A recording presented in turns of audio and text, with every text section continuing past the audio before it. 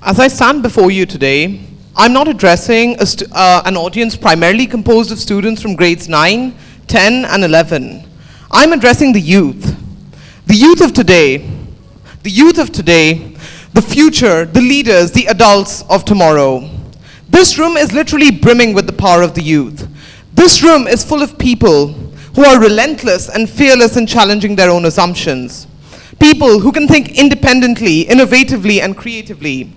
People who, despite their young age, can bring a new perspective to the table. In our increasingly globalized world, we're facing an increasingly complex set of challenges. Poverty, unemployment, income inequality, climate change, gender discrimination. However, few actually appreciate the role that the youth can play in combating these problems and setting the stage for a more sustainable, more prosperous, more equitable world. On the recommendation of my school principal, I read this book a few years back. It's authored by Chelsea Clinton. Chelsea Clinton, for those of you who don't know, is the daughter of Bill Clinton, who was the 42nd President of the United States. When I talk about this book today, I still have mixed feelings. On the one hand, I admired the book's unique approach, in that it not only discusses socioeconomic problems that we face today, it also discusses ways in which we, the readers, can make a difference.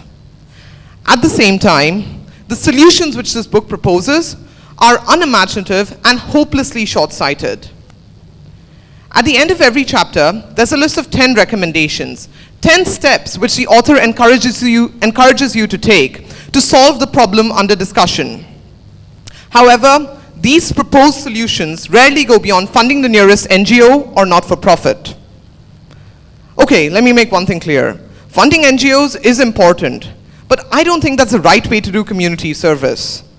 Besides, funding an NGO is a rich man's solution, and it hardly has any effect on society, because you're essentially donating to an organization which is already worth millions of dollars. So when I talk about the transformative power of the youth, I'm talking about what you, the common man, the student of Pathways School Gurgaon, can contribute. During this talk, I will present a step-by-step plan to combat one of the most crippling socioeconomic problems that we face today, a problem that has attracted the attention of the United Nations, of economists, and of policymakers. Poverty and financial exclusion. The first step to solving a problem is understanding a problem. In this case, you need to understand that the people who are poor, they're not poor by choice.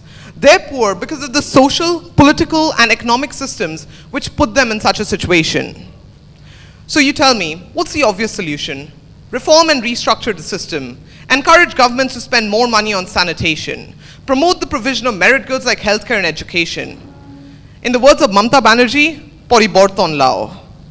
My Bengali is not too good. But the thing is, in a country like India, those policies take time to draft, and they're especially complex. And after drafting, they need to be implemented, which takes years. And if you're a change maker, you can't wait that long. So what do? Step 2, start a company. Now, this might seem counterintuitive. I mean, it seemed like that to me. But I attended the 2018 Jaipur Literature Fest, where I heard Mohammad Yunus speak. I know, Jaipur Lit Fest has lots of connotations in this school.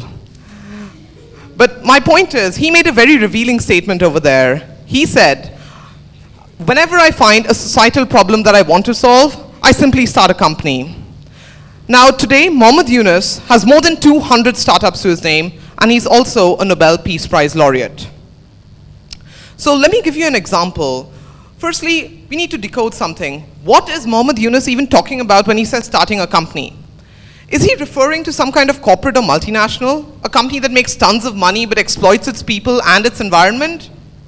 I don't think so. I think he's talking more specifically about social entrepreneurship. Social entrepreneurship is a topic that has really attracted the attention of the business community in the past few years. And it's defined as any entrepreneurial activity which allows you to make a profit while at the same time meaningfully impacting society. Let me give you an example. Microfinance. Microfinance is the brainchild of Mohammad Yunus himself. And it's basically the provision of microloans to the poorest of the poor. Let's say you're a vegetable vendor, a sabzi wala as we say in Hindi. You need money to expand your business, but you can't go to a bank because the interest rates are too high. Besides, you have no credit history. So you go to a microfinance institution. In some cases, this can even be your brother or your uncle. You tell your uncle, okay, I need 20,000 rupees at a reasonable interest rate, and if you give it to me, I'll pay you back over the next 2 years. That sounds like a reasonable proposition to your brother, so he agrees, or your uncle. Either way, they agree. And so what happens once you get the money? You're able to invest it into your business grows, your customer base expands, you're able to diversify, you're able to increase your revenues, enjoy higher profits, and generally have a better standard of living. But the interesting thing is, the story doesn't end here. Why is microfinance so powerful? Because it has a multiplier effect. Let's get back to our story. We now have a vegetable vendor who's earning a higher income. With this higher income, he can pay for his children's education fees, and he can probably pay for their healthcare bills as well.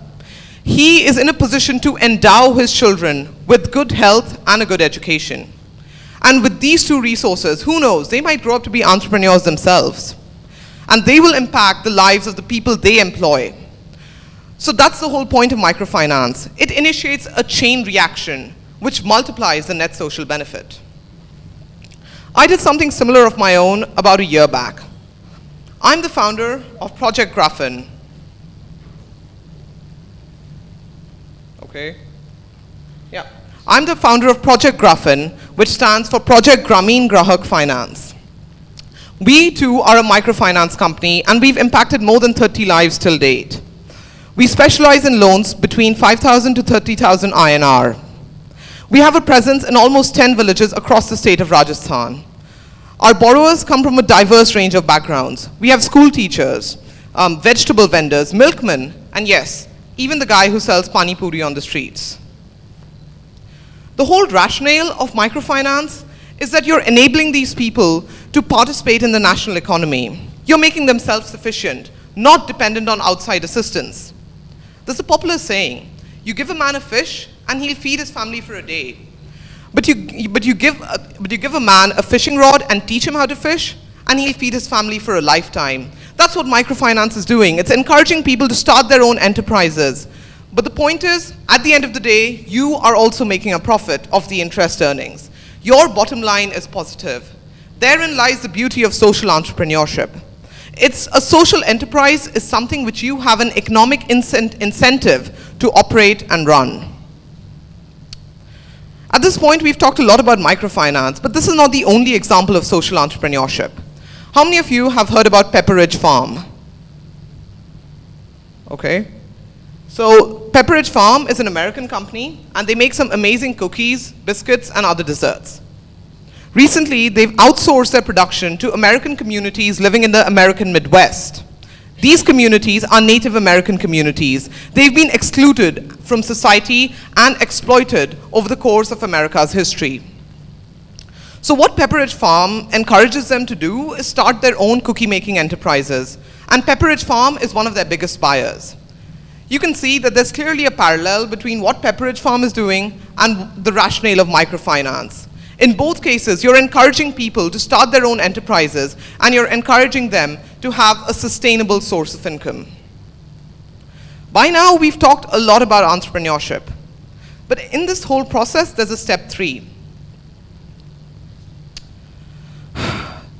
Step 3 is being ethical, being principled, and being nice. And we can come back to that in a moment.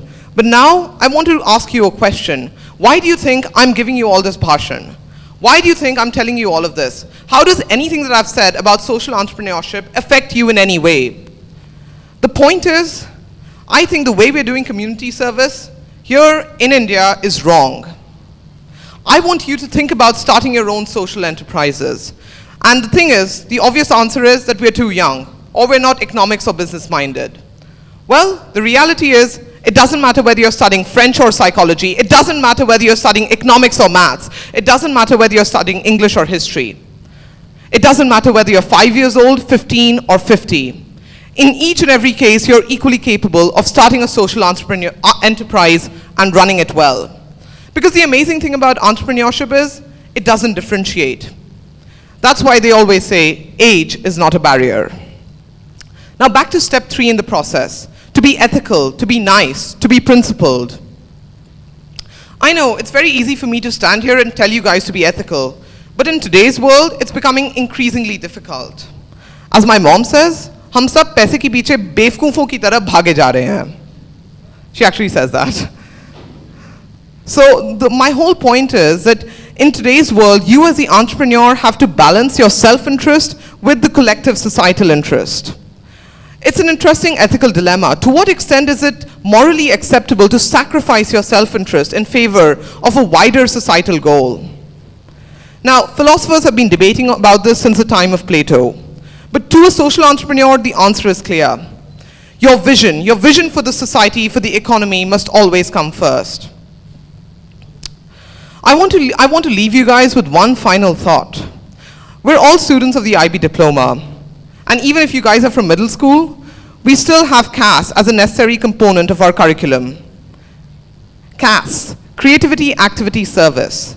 When you think about doing community service next time, don't volunteer at an NGO in Gurgaon. When you think about doing community service next time, don't waste your money first buying blankets and then donating them to some NGO. When you think about doing community service, don't waste your time first making food packages and then handing them out to some guy living in Hyderabad. Neither of these initiatives actually make people self-sufficient. If you want to do that, think social entrepreneurship. Become a social entrepreneur and become a force for change. Thank you.